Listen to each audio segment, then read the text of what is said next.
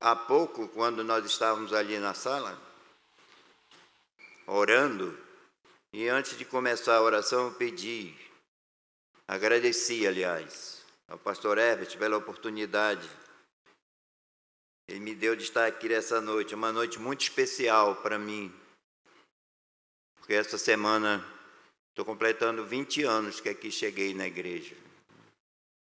E vocês não imaginam quanta alegria para uma pessoa chegar aqui, né, nesse período em que se passaram os 20 anos, de poder compartilhar a palavra de Deus. Muita alegria. E não é muito fácil, né? As emoções são demais, porque todo esse tempo eu tenho me dedicado, eu tenho trabalhado, né, sabe, estudado a palavra de Deus. Nós vamos abrir as nossas Bíblias, irmãos, e vamos voltar a ficar em pé.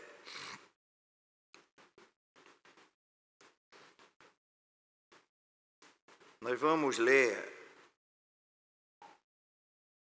só o versículo, no capítulo 4 de Atos, só do versículo 11 até o versículo 13. Vamos ler do 10 ao 13. Assim diz a palavra de Deus no livro de Atos, capítulo 4, versículo 10 a 13.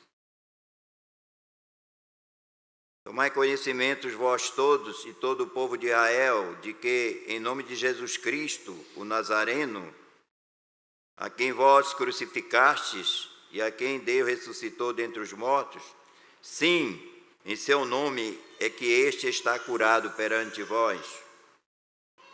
Este Jesus é pedra rejeitada por vós, os construtores, a qual se tornou pedra angular, e não há salvação em nenhum outro, porque abaixo do céu não existe nenhum outro nome dado entre os homens, pelo qual importa que sejamos salvos. Ao verem a intrepidez de Pedro e João, sabendo que eram homens iletrados e incultos, admiraram-se e reconheceram que havia ele estado com Jesus. Oremos. Soberano Deus, Criador dos céus, da terra, do mar e de todas as coisas. Senhor Deus, queremos agradecer por tão grande oportunidade que Tu nos concede esta noite, aqui na Igreja Evangélica Hebron, a igreja que Tu escolhestes para que eu fosse chamado. Obrigado, Senhor Deus. Queremos agradecer por cada família aqui representada, por cada irmão que aqui chegou, e a oportunidade que Tu nos dá, Senhor Deus, de podermos pregar a Tua santa palavra. Teu Espírito Santo seja mesmo o condutor desse trabalho. Usa-me apenas como instrumento nas Tuas mãos. E que possamos sair daqui como igreja edificados. E se porventura aqui estiver algum amigo que ainda não Te conhece como o único e suficiente Salvador de suas vidas, que a Tua vontade esteja sempre em primeiro lugar, que esse amigo possa ouvir eficazmente a Tua santa palavra. É a minha oração. Eu oro agradecido em nome de Jesus. Amém. Podeis assentar. As oportunidades que eu tive do mês passado e desse mês, nas pregações aqui, eu estou pregando no livro de Atos, usando as pregações do livro de Atos. Uma oportunidade que eu tenho de, há algum tempo eu tenho me dedicado a estudar o livro de Atos. E tenho assim me maravilhado com esse livro, Atos dos Apóstolos, que é a história da igreja primitiva. E aqui eu já preguei o primeiro sermão de Pedro em Atos capítulo 2, ali em Pentecostes, quando houve 3.000 decisões. 3.000 pessoas, quase 3.000, assim diz a Bíblia, foram salvos. Também eu preguei um segundo sermão, Atos capítulo 3, exatamente na cura de um homem que era coxo, assim nasceu, e houve essa cura milagrosa. É interessante nós vermos, irmãos, da história da igreja, que esse fato causou a prisão desses dois homens, Pedro e João. Foram presos, causou um problema. E nós lemos o texto aqui, o Jorge leu o começo do texto, no capítulo 5, no versículo 5 do capítulo 4, quando o Sinédrio se reuniu para arguir, para questionar esse milagre que aconteceu.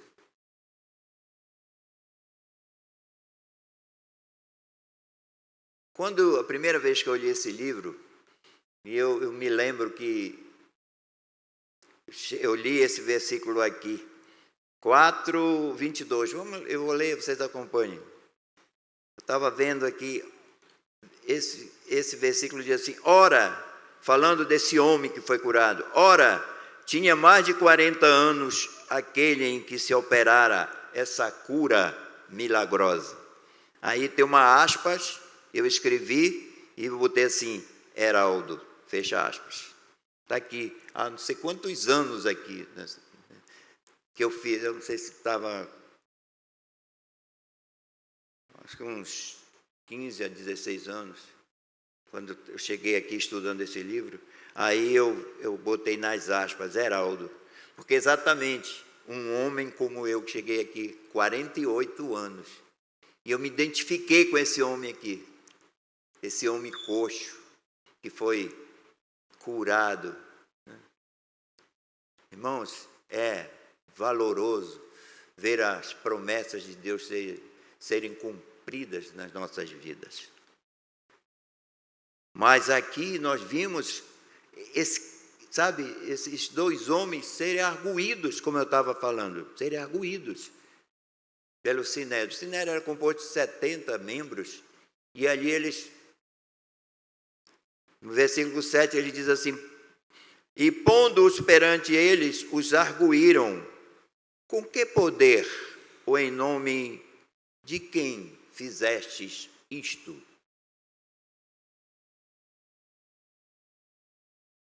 Aí no versículo 8, então Pedro, cheio do Espírito Santo, lhe disse. Aí ele foi responder, cheio do Espírito Santo. Isso aqui é para marcar qualquer pregação. Ele estava cheio do Espírito Santo. Quantas vezes que nós temos assistido, até diariamente, pregações sem sabe? Sem esse poder do Espírito. Mas Pedro aqui estava cheio do Espírito Santo. E ele saiu repetindo, ou respondendo, aliás, o que eles tinham perguntado, porque eles perguntaram dele,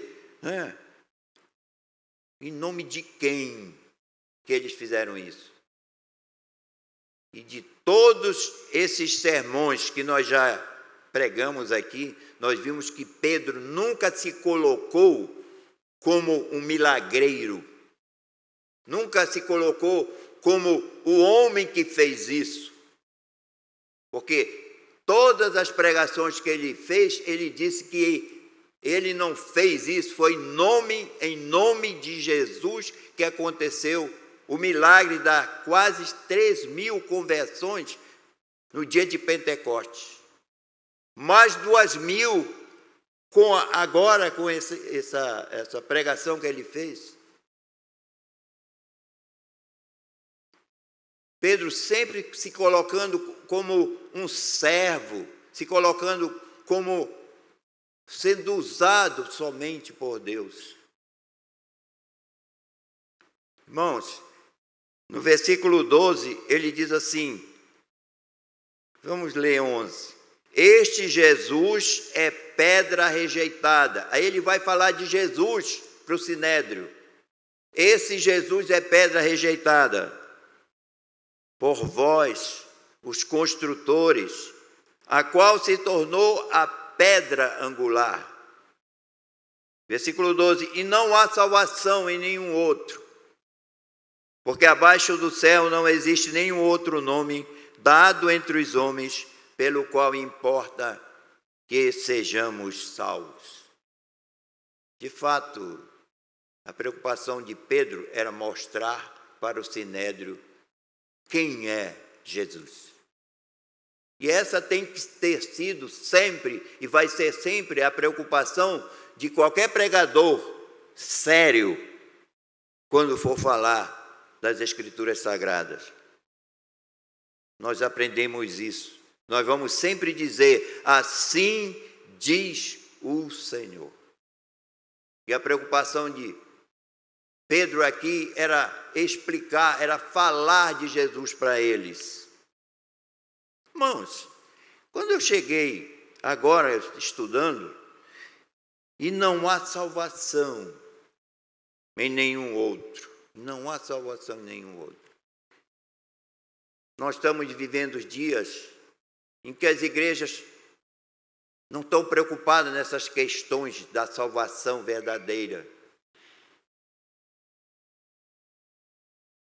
Meu amigo, especialmente aqueles que nos visitam,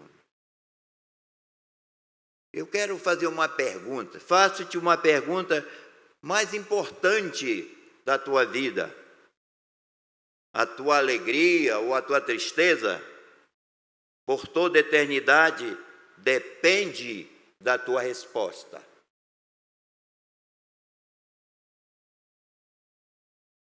Eis a pergunta. Estás salvo?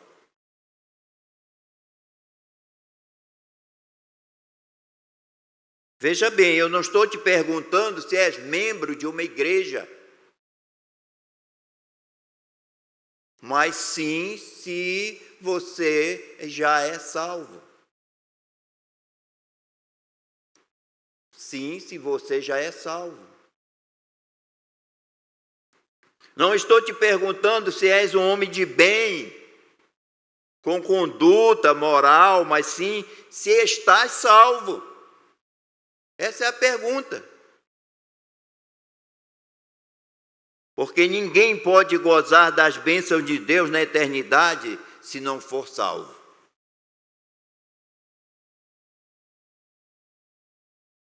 O Senhor Jesus Cristo explicou em João capítulo 3 que ninguém pode ser salvo sem nascer de novo. A salvação, irmão, não é uma vulgaridade. O pastor está pregando do bem maior que nós temos nos estudos aqui na igreja. O bem maior que nós temos não é nem só a salvação, é uma tão grande salvação.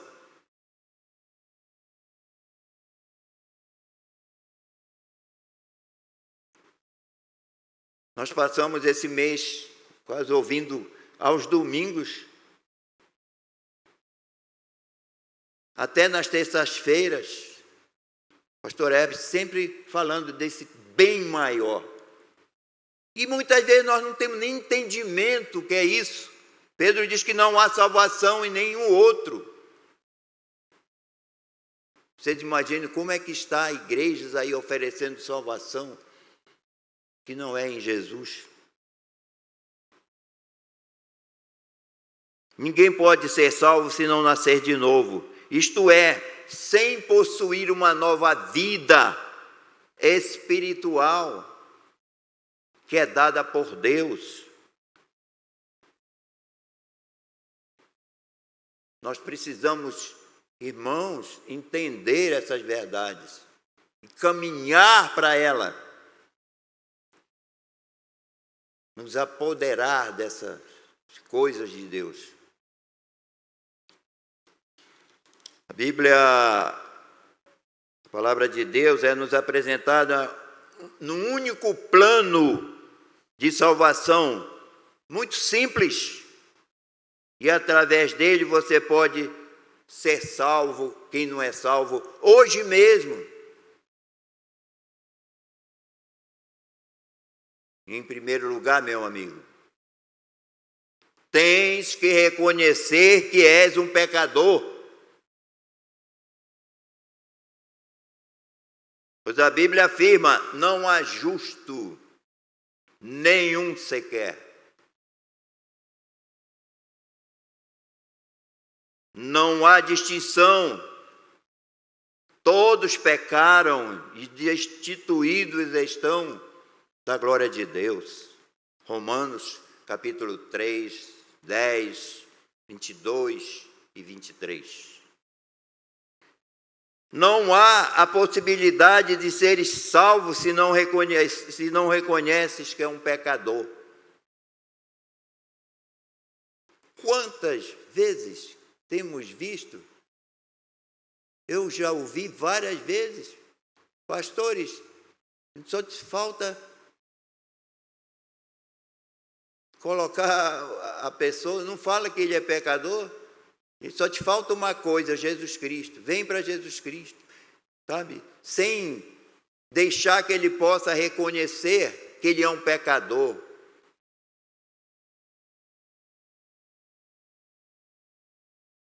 Não há possibilidade de seres salvos se não reconhecerem que és um pecador.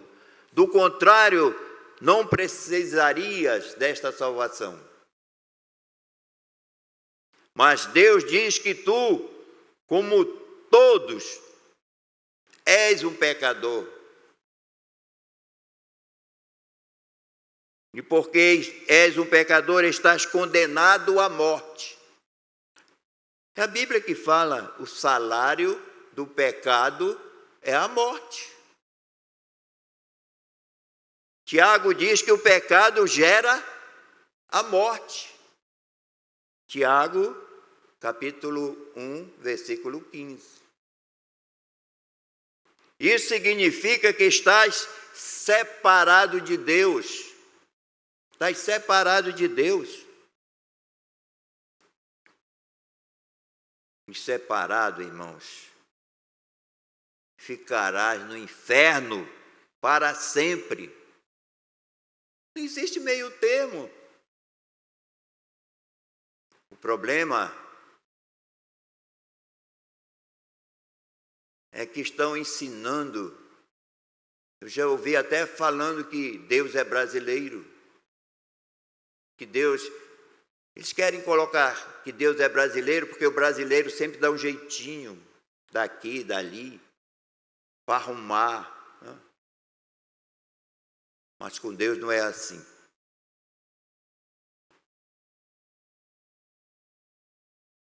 Sim, meu amigo, a verdade é essa. Se você não for salvo, você vai para o inferno. Mas vejam bem, vamos tomar agora uma atenção de vocês. Porque a Bíblia também diz que Deus te ama. Deus não deseja a tua condenação.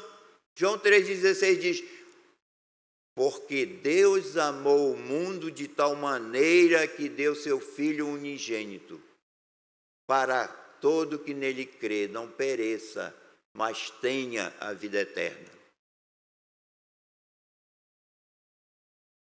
Irmãos, Deus quer te livrar. Por quê? Porque Ele te ama.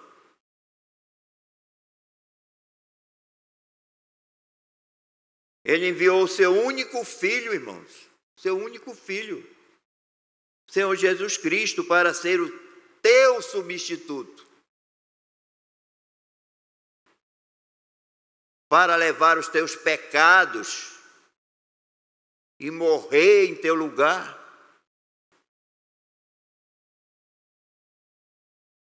Aquele que não conheceu pecado, Jesus Cristo.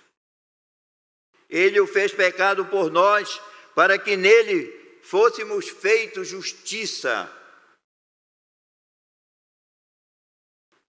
E justiça de Deus.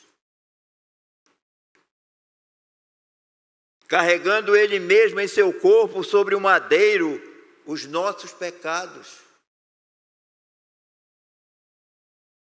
Vivamos para a justiça, por suas chagas fomos sarados. O próprio Pedro é quem falou isso. Em 1 Pedro 2,24.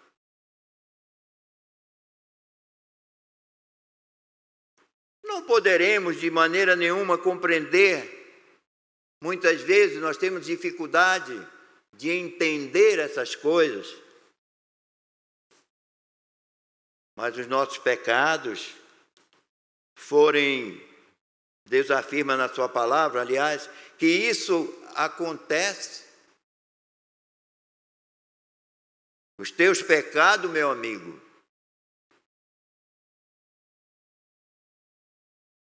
foram pagos por Jesus Cristo na cruz do Calvário. Ele morreu em teu lugar.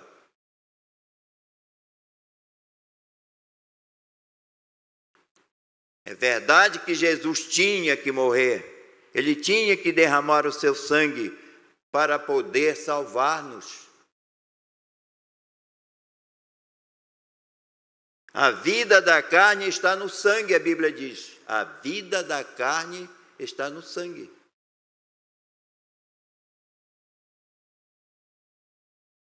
E sem derramamento de sangue não há remissão de pecados. Nós temos que entender essas coisas. Quantas perguntas a Bíblia narra de pessoas que não tinham esse entendimento da salvação. O que devo fazer para que seja salvo? Para que eu seja salvo? Um homem perguntou isso. O apóstolo Paulo, Atos 16:30. Quando o carcereiro da cidade de Filipos fez essa pergunta ao apóstolo Paulo: que devo fazer? Que devo fazer? Quantas vezes que eu vivia querendo uma resposta para essas coisas? Que devo fazer? A resposta pronta do apóstolo Paulo foi: crê no Senhor Jesus e serás salvo, tu e tua casa. Atos 16:31. Quantos que precisam entender essa verdade? Esta é a verdade. Deus não pode mentir. É uma verdade. Crê no Senhor Jesus e será salvo. Irmãos, eu tenho me pegado muito a esse versículo. Eu tenho orado usando esse versículo. Orado pelos meus filhos, aqueles que ainda não são salvos, e dizendo: Senhor, mas tu dissestes para o carcereiro que seria salvo eu e a minha casa. Uma vez eu estava orando e a Arlete estava escutando. Ela disse: eu ouvi tu dizer, tu estava orando. Eu estava dizendo para Deus. Eu ainda tenho muitos familiares. Tem um aqui hoje, o Augusto, que eu oro por ele assim. O Augusto faz parte da minha família. Ele faz parte da minha casa. Salva, Senhor, ele.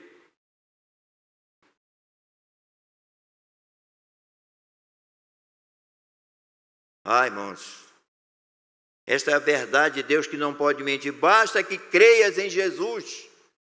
Basta que creias em Jesus como aquele que carregou os teus pecados e morreu em teu lugar para sermos salvos. Morreu em nosso lugar para sermos salvos. Confia, irmãos, confiem. E entrega a tua vida a Jesus. Clama agora por Ele, como eu clamei. E ele respondeu: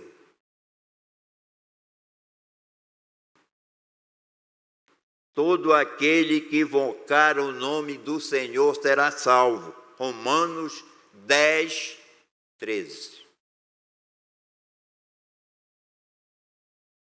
Repare que não diz talvez seja salvo. Ele não diz talvez seja salvo. Ele diz será salvo. Crê em Deus e na sua palavra. Aceita a sua salvação pela fé, conforme a Bíblia nos mostra.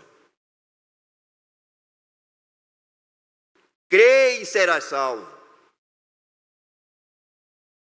Nenhuma igreja, nenhuma sociedade, nem obras, nada, nem ninguém, mas só e unicamente Jesus pode salvar. E não há salvação em nenhum outro, porque abaixo do céu não existe nenhum outro nome dado entre os homens, pelo qual importa que sejamos salvos. Está bem explicado.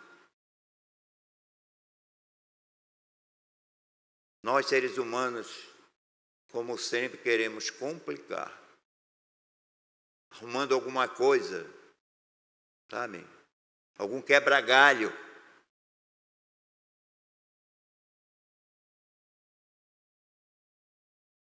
O plano simples da salvação, irmãos, compreende alguns aspectos. Primeiro, aquilo que eu já falei, és um pecador. Porque és um pecador, deverás morrer e ir para o inferno, ou crer e ir para o céu. Simples, né? Tem duas opções, mas nós ficamos complicando. Tem igreja que inventou outra coisa. Mas a Bíblia não fala.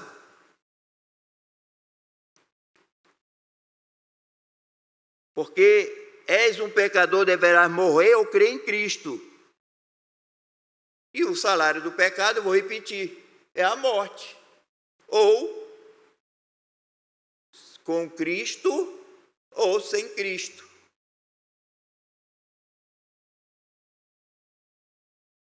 O plano simples da salvação inclui que Cristo foi e é o teu substituto.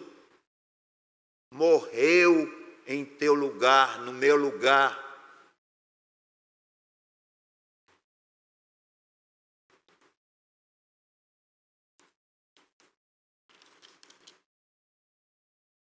Mas ele ressuscitou. Ele não está na cruz. Clama por Deus, amado, reconhecendo que és um pecador. Clama. Eu falei que eu estou completando esses 20 anos. 5 dias antes de eu vir para a igreja, e me ajoelhei antes de vir para a igreja, e clamei a Deus, ajoelhei, e pedi dele que me salvasse.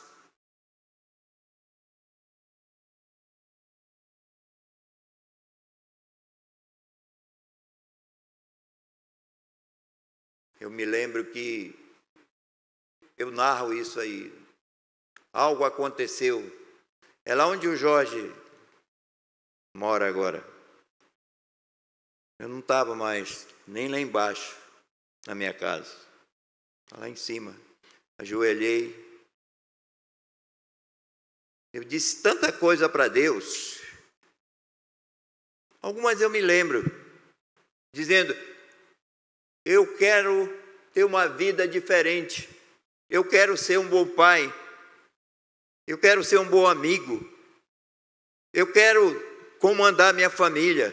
Eu não quero mais viver numa guerra. Imagina uma pessoa vivendo em guerra na sua própria casa. Que guerra terrível é o pecado, irmãos.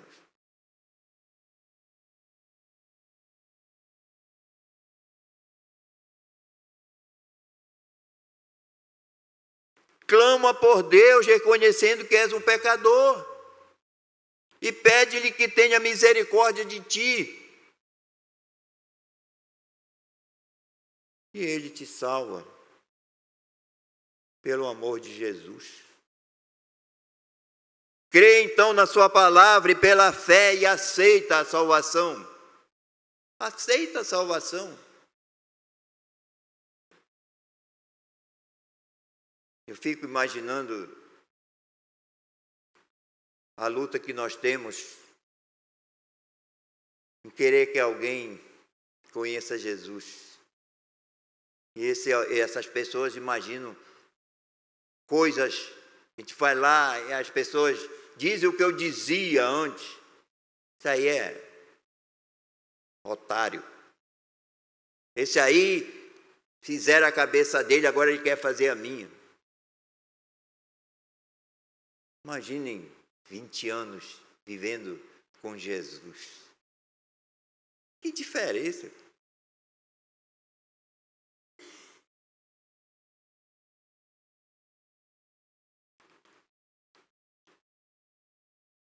Este é o plano de Deus, meu amigo. Crê nele e segue-o. Hoje mesmo é a oportunidade. Quem ainda não tomou uma decisão, hoje é a oportunidade. Hoje mesmo poderás ser salvo. A Bíblia diz: eis aqui agora o tempo aceitável. Eis aqui agora o dia da salvação. É hoje, é aqui, é agora.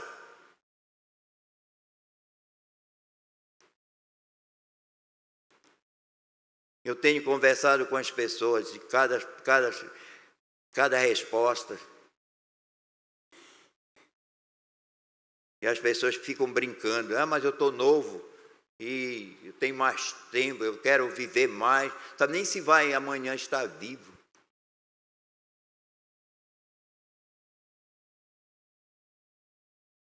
E se tivesse em Cristo, vai para o inferno. Tem meia palavra.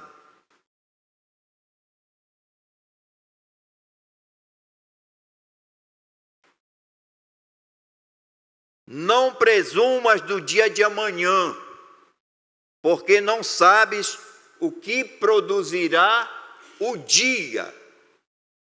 Provérbios 27, 1. Nós não sabemos o que vai acontecer amanhã. A decisão tem que ser tomada hoje. Pastor Fred contava uma história verdadeira, história mesmo, não é história. Uma igreja lá na Irlanda, e umas pessoas foram assistir o culto, e aí ainda foram perguntar deles se queriam aceitar Jesus. Aquele jeito mesmo que a gente já conhece. Não, deixar para amanhã. Saltou lá, quando ele passou na rua, vinha um carro, bateu na hora.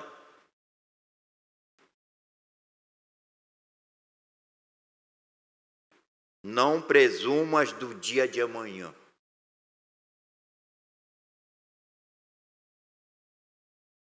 Lembram daquele homem que estava fazendo cálculos dos silos que ele criou e a produção, e que ele falou que agora ele ia se, regalar com riqueza, com tudo, e Jesus disse para ele que ele era louco. Amanhã mesmo eu pedirei a tua vida. E é assim que acontece. Amanhã mesmo eu pedirei a tua vida. E agora?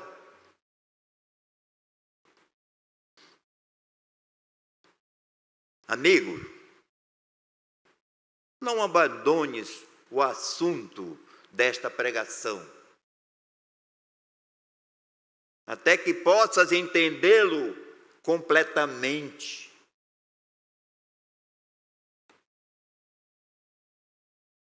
Sabe o que a Bíblia diz?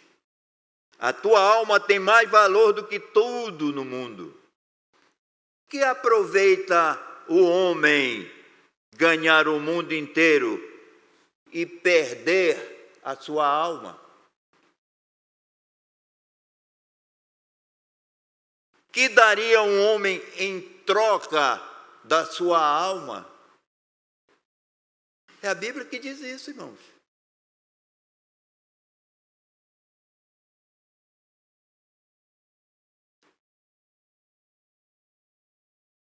Assegura a tua salvação. Coloca acima de todas as coisas da tua vida.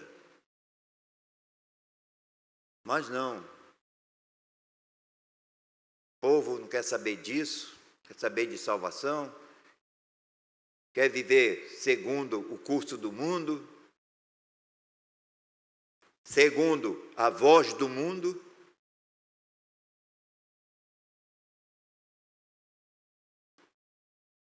Ontem era aniversário do meu filho.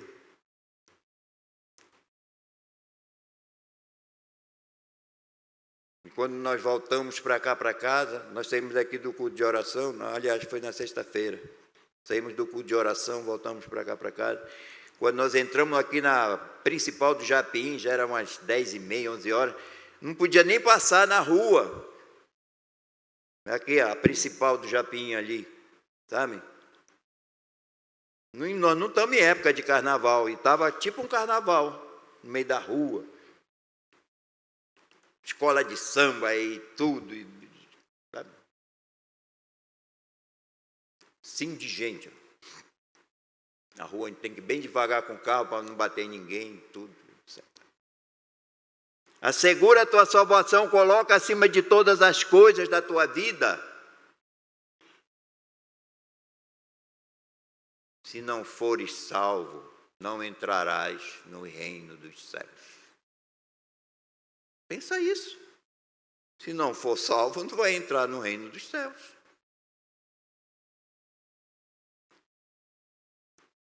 A Bíblia não fala do purgatório.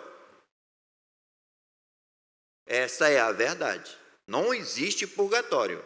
A Bíblia não fala de purgatório. E fala do inferno e do céu. Mas purgatório, tem muita gente iludido.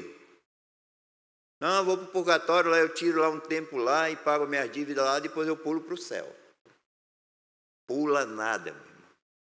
Não existe esse pula-pula lá, não.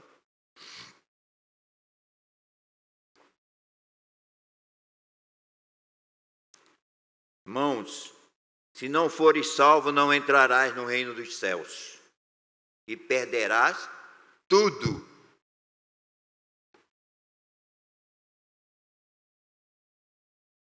Agora, irmãos, uma coisa que eu quero para encerrar essa pregação.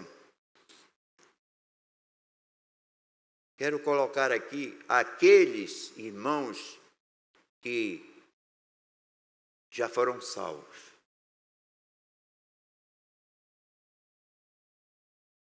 Depois de sermos salvos, nós temos 3 coisas que devemos observar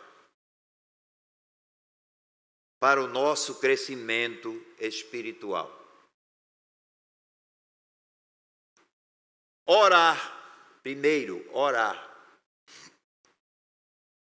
Quando nós oramos, nós estamos falando com Deus.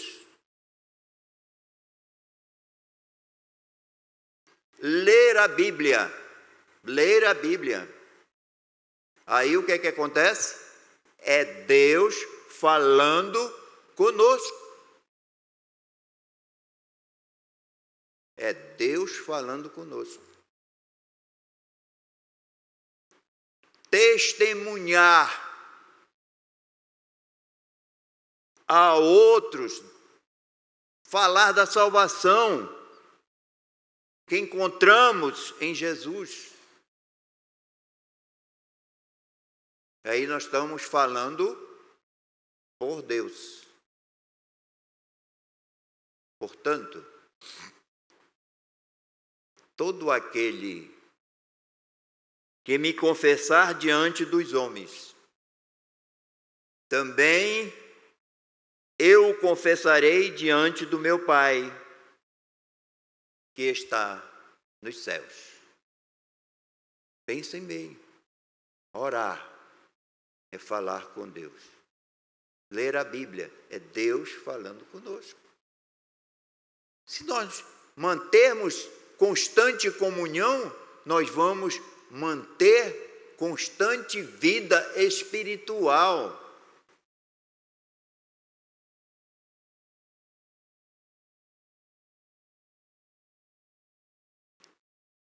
Eu fico lamentando muito de ver pessoas que estão na igreja, mas não cuidam da vida espiritual. É o que nós chamamos de igrejados. Lembrem-se que na pregação eu falei isso. Nós não estamos perguntando para você se você frequenta uma igreja. Nós estamos perguntando de você se você é salvo.